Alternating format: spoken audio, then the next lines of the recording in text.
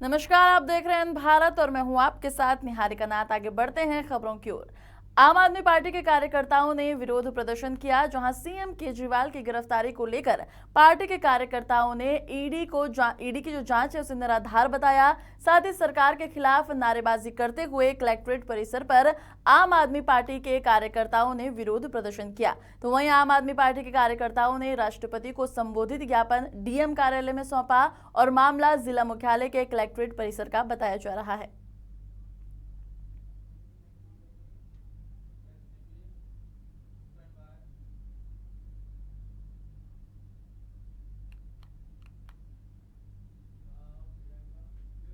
कन्नौज के बीजेपी सांसद सुब्रत पाठक का दिल्ली सीएम अरविंद केजरीवाल की गिरफ्तारी को लेकर कहीं ना कहीं सपा मुखिया अखिलेश यादव पर बड़ा बयान आया है सामने। दिल्ली सीएम अरविंद केजरीवाल अब लंबा जाएंगे, वो कह रहे हैं। तो वहीं मास्टरमाइंड अरविंद केजरीवाल के खिलाफ जांच एजेंसी के पास शराब घोटाले के पर्याप्त सबूत भी हैं। तो बदायूं मामले पर अखिलेश यादव राजनीति कर रहे हैं। सुब्रत पाठक का साफ कहना है, अगर यही मामला सपा सरकार में होता तो कोई गिरफ्तार तक नहीं होता। अब दर्द इस बात का है कि आरोपी को 72 हुरों के पास भेज दिया जाएगा।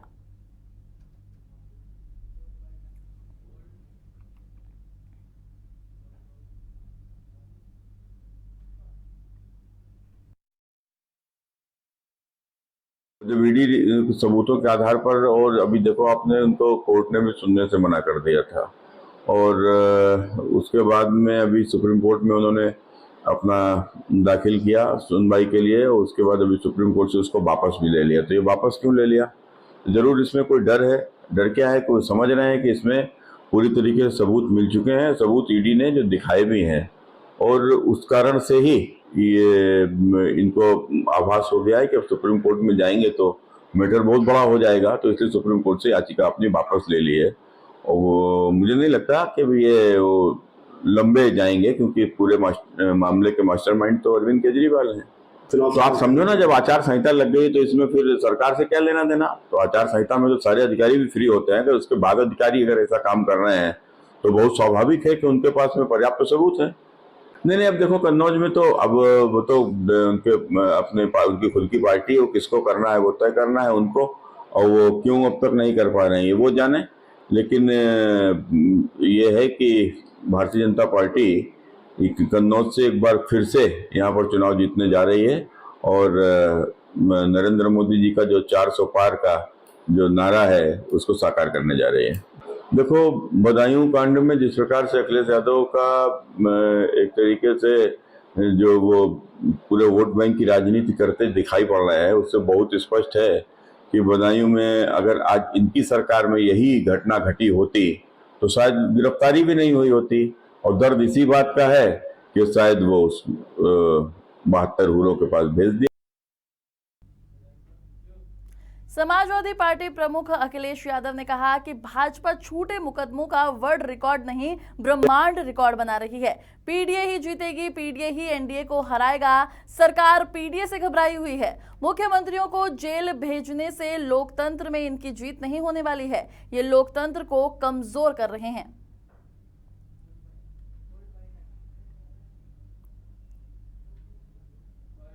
जी, क्या बात हुई? मैं अभी मिलकर के आ रहा हूँ जी। और जेल तो जेल ही होती है जी, और अकेलेपन में कोई रहे जी, और जेल की अपनी परेशानियां होती हैं जी जी, तो वो तो फेस करनी पड़ती हैं। हाँ, देखते रहना सही से। और हमें उम्मीद है जी कि उन्हें न्याय मिलेगा, उनके परिवार को न्याय मिलेगा, सबका काम हो जाएगा। आदरणीय मोहम्मद आजम खान साहब, उनके साथ अन्याय लगातार हो रहा है। ये भी इनह्यूमन एक्टिविटी है सरकार की कि को परिवार एक साथ नहीं है। जब परिवार को सजा मिली है, और कहीं ऐसा आपको देखने को नहीं मिला होगा कि परिवार के लोगों के साथ ऐसा अन्याय हो रहा हो। कम से कम सरकार को ये दृष्टिकोण तो रखना चाहिए कि परिवार एक साथ रहे। जब इतनी तकलीफ और परेशानी में हैं, क्या सरकार यही तकलीफ परेशानी देना चाहती है? जहां लोकसभा चुनाव की तैयारियों को लेकर जिलाधिकारी और पुलिस अधीक्षक साथ मिलकर सुमेरपुर गल्ला मंडी पहुंचे तो मंडी में उन्होंने स्ट्रांग रूम सहित अन्य कई व्यवस्थाओं का जायजा लिया। उन्होंने अधिकारियों को जिम्मेदारियां सौंपते हुए चुनाव की तैयारियां पूरी करने के भी आदेश दिए। साथ ही लोकसभा का चुनाव 5वें चरण में होना है। गुरुवार को जिलाधिकारी राहुल पांडे, पुलिस अधीक्षक डॉक्टर दिशा शर्मा के साथ नवीन गल्ला मंडी पहुंचकर दोनों विधानसभा के स्ट्रांग रूम सहित अन्य व्यवस्थाओं की जानकारी ली। तो इसी के साथ सीडीओ चंद्रशेखर शुक्ला ने जिलाधिकारी को बनाई गई व्यवस्थाओं की जानकारियां दी। जिलाधिकारी ने पोलिंग पार्टियां रवाना और वापसी के बारे में जानकारी ली। वाहनों की चेकिंग स्थल को भी देखा गया और अधिकारियों को आवश्यक दिशा निर्देश भी दिए गए। इस मौके पर अन्य अधिकारी और पुलिस बल भी मौजूद रहा।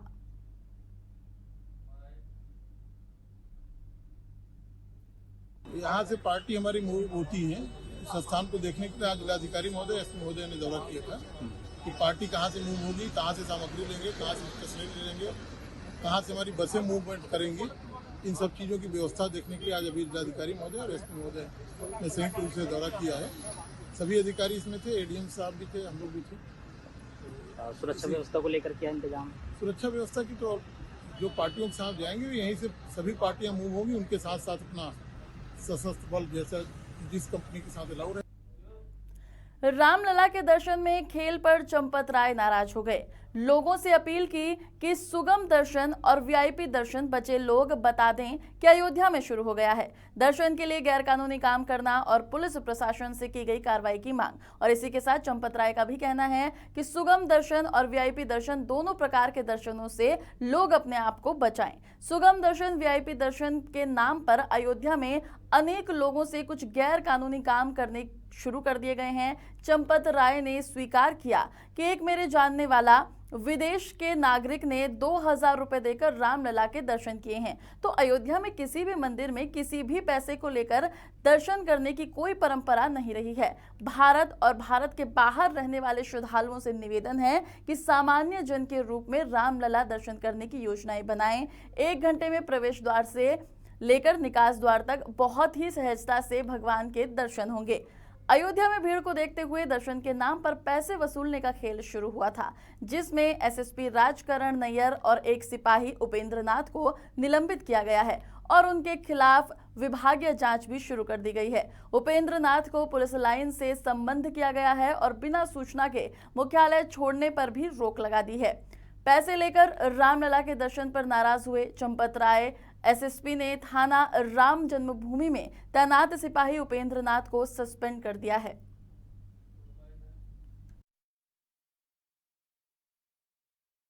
किसी भी सामान्य नागरिक को अधिक से अधिक 1 घंटा लगता है, लाइन में लगता है और दर्शन करके बाहर आ जाता है। जो लोग सामान्य जन बनकर दर्शन करने जाते हैं उन्हें ही भगवान के दर्शन ज़्यादा अच्छे होते हैं। वो लगभग 100 फीट दूर से भगवान के दर्शन करते हुए आगे बढ़ते हैं। मैं भारत और अगर आपके माध्यम से मेरी बात भारत के बाहर कहीं जा रही हो तो उन सबको निवेदन करूंगा कि सामान्य जन के रूप में रामलला के दर्शन करने की योजना बनाए। 1 घंटे में प्रवेश द्वार से लेकर बाहर निकलने तक, फ्रॉम एंट्री टू एग्जिट, बहुत ही सहजता से भगवान के दर्शन होंगे। कोई सुगम दर्शन, वीआईपी दर्शन, मैं निवेदन करूंगा दोनों प्रकार के दर्शनों से अपने को बचाओ। सुगम दर्शन, वीआईपी दर्शन के नाम पर अयोध्या में अनेक लोगों ने कुछ गैर कानूनी काम करने शुरू कर दिए हैं। मेरे सामने एक विदेश का नागरिक जो भगवान की कृपा से मेरा पुराना परिचित था, वो आकर खड़ा हो गया और कहता है मैं 2000 रुपये देकर दर्शन करके आया हूं। अयोध्या में किसी भी मंदिर में कभी भी पैसा लेकर दर्शन करने की कोई परंपरा नहीं है। हनुमानगढ़ी में सदा सर्वदा लाखों लोग आते हैं, पैसा लेकर दर्शन नहीं होते। राम जन्मभूमि का मंदिर अभी कुल मिलाकर 2 महीने का है, लेकिन लोगों ने तरह तरह के रास्ते निकाल लिए। मैं समाज से निवेदन करता हूं, किसी के भुलावे में, किसी के शब्दों में न फंसे। पैसा लेकर कोई दर्शन यहां नहीं होता। राम जन्मभूमि तीर्थ क्षेत्र ट्रस्ट ने ऐसी कोई योजना नहीं बनाई और किसी को यह अधिकार नहीं दिया। अयोध्या के वरिष्ठ पुलिस अधीक्षक महोदय ने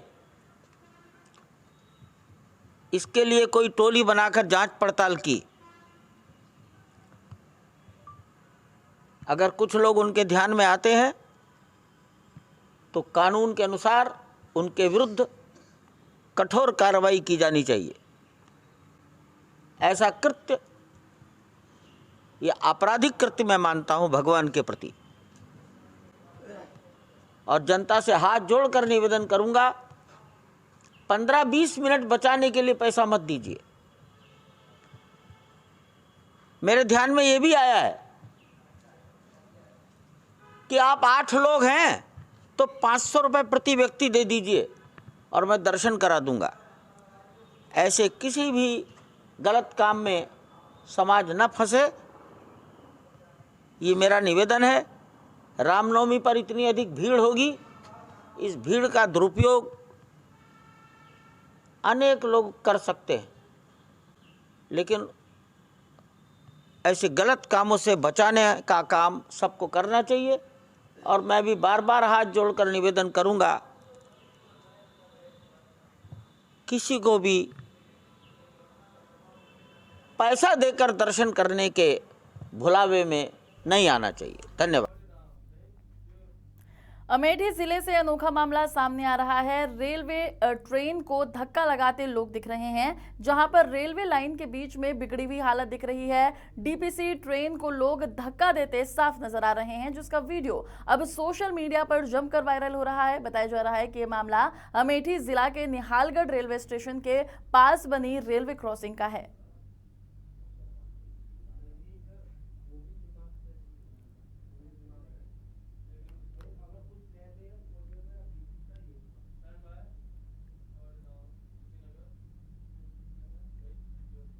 अंतर जनपदीय फर्जी हार्पिक फैक्ट्री लगाने वाले गैंग का पुलिस ने पर्दाफाश कर दिया है। जी हां, तुर्कपट्टी पुलिस और विशुनपुरा पुलिस ने साइबर सेल की मदद से कार्रवाई की है और फर्जी फैक्ट्री चलाने वाले 3 लोगों को पुलिस ने गिरफ्तार किया है। साथ ही पुलिस ने 2 लाख समेत नकदी और भारी मात्रा में हार्पिक बनाने वाले सामान को बरामद किया है।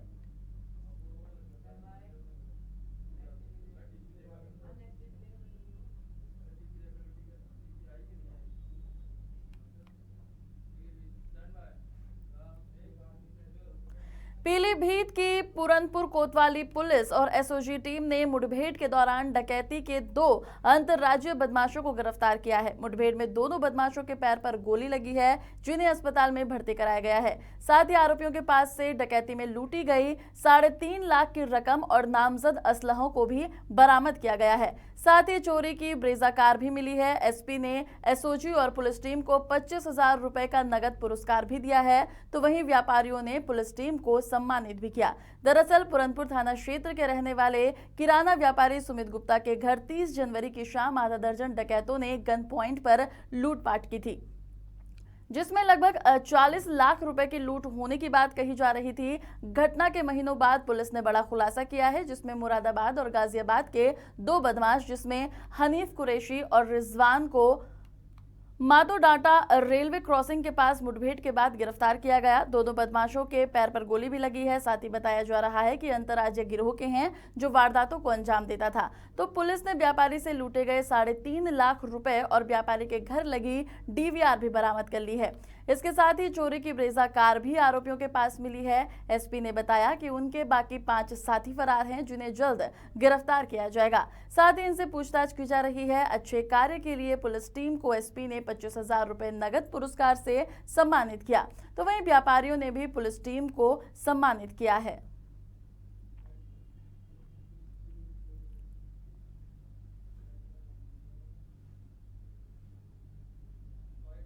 देखिए 30 जनवरी को शाम के समय पूरनपुर कस्बे के बाहरी इलाके में वादी जो सुनील गुप्ता जी बैठे हुए हैं, इनके घर पर 5 लोगों ने मिलकर एक डकैती की घटना कारित की थी। जो इनके वहाँ सीसीटीवी लगा हुआ था, उसका फुटेज थोड़ा ब्लर्ड था, लेकिन उसके आधार पर एक गाड़ी की पहचान हुई थी। उस गाड़ी को हमारे एडिशनल एसपी विक्रम दहिया ने गुजरात फॉरेंसिक साइंस यूनिवर्सिटी इत्यादि भेजकर जो भी इनके अपने कॉन्टैक्ट थे उस गाड़ी की पहचान कराई थी। तो ये हमें प्रारंभिक रूप से जानकारी हुई थी कि ये एक ब्रेजा गाड़ी है। हम लोगों ने कई और भी प्रयास किए थे कि कई और मॉडल हो या ना हो, फिर उसको हम लोगों ने कई जगह ट्रेस किया था। तो हम जो हमारे एसओजी और सर्विलांस प्रभारी हैं सुनील शर्मा, इनके नेतृत्व में कई सारी टीमें लगातार इसमें एक्टिव थी। जो इलेक्ट्रॉनिक डेटा है और इसमें बहुत वाइड रूप से हम लोगों ने हर जगह जो फुटेज थी हमारे पास उसको शेयर किया था। तो उसमें हमें एक जगह से ये इनपुट प्राप्त हुआ कि इस प्रकार का एक गैंग है जो इसमें हो सकता है। उसी पर हम लोग लगे हुए थे। उसी क्रम में आज सुबह लगभग 1 बजे 22 तारीख को थाना पूरनपुर क्षेत्र में इंस्पेक्टर पूरनपुर संजीव शुक्ला और जो हमारी एसओजी की टीमें हैं वो लगी हुई थी। तो ये सूचना प्राप्त हुई कि इस प्रकार से वो जो घटना करने वाला गैंग है वो फिर से किसी इसी प्रकार की घटना को कारित करने के लिए या किसी अन्य कारण से वो इस क्षेत्र में फिर से एक्टिव हो सकता है। उनसे जब पुलिस ने उस रास्ते पर चेकिंग करना शुरू किया तो जो गाड़ी आती दिखाई दी, तो उसको जब रोकने का प्रयास किया गया तो उन्होंने जब पुलिस टीम पर फायर किया तो जवाबी जो कार्रवाई हुई उसमें रिजवान उर्फ बॉबी उर्फ मुल्ला पुत्र खैराती कुरैशी निवासी मोहल्ला पंजाबी कॉलोनी चकस्वार थाना स्वार जनपद रामपुर, हाल निवासी मजार स्लॉटर थाना भोजपुर जनपद मुरादाबाद, और दूसरा फरमान पुत्र हनीफ कुरैशी निवासी मोहल्ला पीर जादगान थाना सरधना जिला मेरठ, हाल निवासी डासना गेट जिला गाजियाबाद। आगरा थाना ताजगंज क्षेत्र के अंतर्गत एकता चौकी में बाइक चोर सक्रिय हुए। बाइक चोरों ने क्षेत्र में हॉस्पिटलों को अपना निशाना बनाया। तो वहीं देवरी रोड क्षेत्र में शातिर चोर मोटरसाइकिलों की चोरी कर दिन ब दिन कर रहे हैं। चोरी की वारदातों को अंजाम दिया जा रहा है। ताल सेमरी देवरी रोड पर स्थित राधे राधे हॉस्पिटल में फतेहाबाद निवासी अपनी पत्नी को दिखाने के लिए आया था। तो शातिर चोरों ने मास्क लगाकर रेकी की और पहले से मौजूद शातिर चोर ने रेकी कर ब्लैक कलर की स्प्लेंडर बाइक लेकर मधुनगर की तरफ रफू चक्कर हुआ है। तो वहीं शातिर चोर हॉस्पिटल के सीसीटीवी कैमरे में भी कैद हो गया है।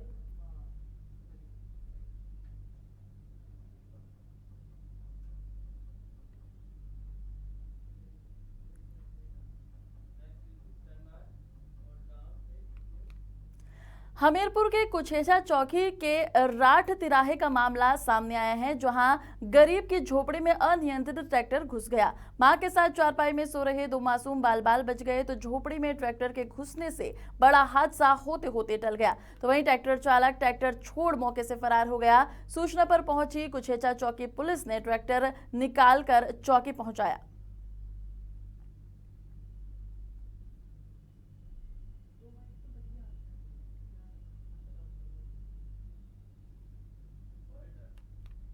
बहू पाई रहा लंगा बिचाना लेंगे। अब बुढ़ा पर रख रहे थे तो वहाँ पर रंग से पिताजी मैं यहाँ रही न थी। बिटिया से ससुराल में रहा, ससुर की तबीयत खराब ही हम अब आई हैं। देख रहे सब मोरे सब बर्बाद है। मोरो कौन न बात मोर लड़का है परदेश में लिफ्टर चलाओ कर रखा है। कितना नुकसान हो गया? कितना नुकसान अब तुम देख के बताओ। मैं कहा बताऊँ बाबू मोर से जैसे ट्रैक्टर कब उठा है? अभी उठा कर लाई गए चौकी लाई गई। और ट्रैक्टर का ड्राइवर भाग गया? ड्राइवर रास्ते के भाग गा। तो पुलिस वालों ने क्या कहा? अब जो कुछ कहूँ बहू रही है मैं कहूँ रहा बाबू जी। अब आई मोर दमान वो न पचनन से आई हूँ और रैया के आगे से कूदते। क्या नाम है आपका? तारा बटी। जगह जो नीचे आई जाए वो कूद गए। अरे बाजू को भाग कर दिया वो बाजू में सब बिटिया हल्ला मारो। पड़ोसी के मकान पर किराए पर रहने वाले घनश्याम नाम के एक व्यक्ति द्वारा पड़ोस की ही एक विवाहिता महिला को गोली मारने का मामला सामने आया है। मामला शहर कोतवाली थाना क्षेत्र के मिश्र नेवरी ईंट भट्टे के पास का बताया जा रहा है, जहां आनंद फानंद में महिला को जिला अस्पताल लाया गया, जिसका इलाज चल रहा है। महिला की माने तो घनश्याम उसके पड़ोस में किराए के मकान पर रहता है। जब वो सुबह कूड़ा फेंकने के लिए घर से निकली तभी घनश्याम ने गोली मारी, जो उसके कंधे पर लगी। अब गोली क्यों मारी इसका कारण नहीं पता। कोई रंजिश बताई जा रही है, विवाद बताया जा रहा है। बता दें कि उसके हस्बैंड आईटीबीपी फोर्स में जनपद से बाहर हैं। सूचना पर पहुंची पुलिस मामले की जांच में अब जुट गई है। तो वहीं सूत्रों की माने तो गोली मारने वाला व्यक्ति महिला के बच्चों को ट्यूशन पढ़ाता था। बहरहाल चिकित्सकों ने महिला के बेहतर इलाज के लिए वाराणसी रेफर कर दिया है। तो वहीं सीओ सिटी ने भी बताया कि सतनी सराय के जमुआ में एक महिला को गोली मारने का मामला सामने आया है। पुलिस का कहना है कि प्रारंभिक जांच में मामला प्रेम प्रसंग का भी लग रहा है। तो वहीं अभियुक्त को हिरासत में लिया गया है और उसके पास से एक पिस्टल भी बरामद की गई है। अब मामले की विधिक कार्रवाई की जा रही है।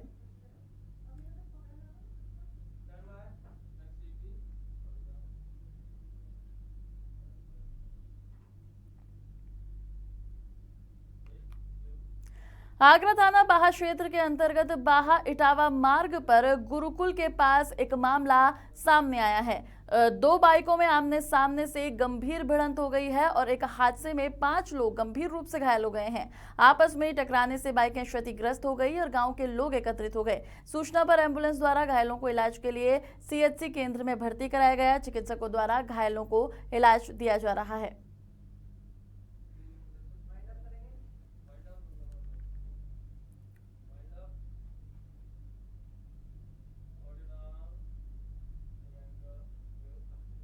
और इसी के साथ इस बुलेटिन में बस इतना ही। देश और दुनिया की तमाम खबरों के लिए देखते रहिए एन भारत।